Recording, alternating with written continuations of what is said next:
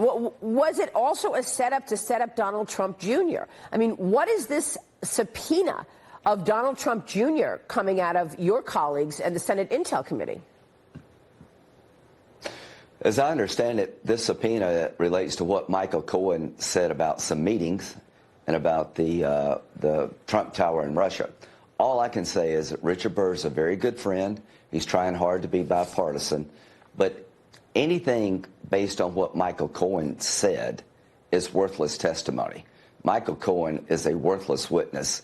And if I were Donald Trump Jr.'s lawyer, I would tell him, you don't need to go back into this environment anymore. You've been there for hours and hours and hours, and nothing being alleged here changes the outcome of the Mueller investigation.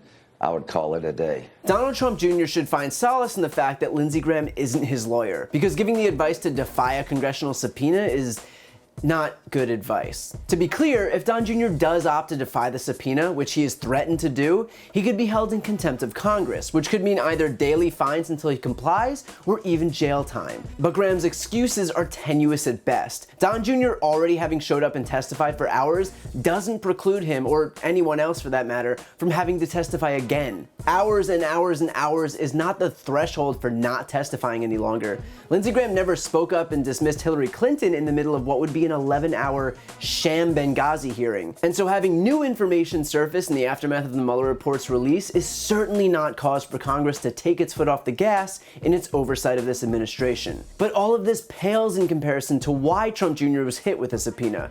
Graham can frame this as Republican Senator Richard Burr, chairman of the Senate Intel Committee, just being bipartisan, but the fact is that Trump Jr. already backed out of 2 separate interviews with the committee. So compelling him to show up is not some charade, it's a mandate because he's refusing to show up. The subpoena is serving its legitimate purpose. And why show up again? Because he lied during his first appearances. Don Jr. told the Senate panel that he only told Kushner and Manafort about the Trump Tower meeting, whereas in reality, Rick Gates admitted to the special counsel that Trump Jr. announced at a morning meeting that he had a lead on negative information about the Clinton Foundation. Beyond that, he also told the committee that he was only peripherally aware of the Trump Tower Moscow project, while Michael Cohen testified that he and Trump Jr. had discussed the project on multiple occasions. And Graham might claim that Cohen is an unreliable witness because he lied, but by that same logic, Don Jr. is also an unreliable witness because he lied. So why should Don Jr. get a pass? When you lie to Congress, which is a crime under the general perjury statute, that doesn't mean you're finished. It doesn't mean you get to go home for the day. What it could and should mean is that he gets charged with making false statements to Congress, and that he ends up exactly where Michael Cohen ended up after being charged with the same crime.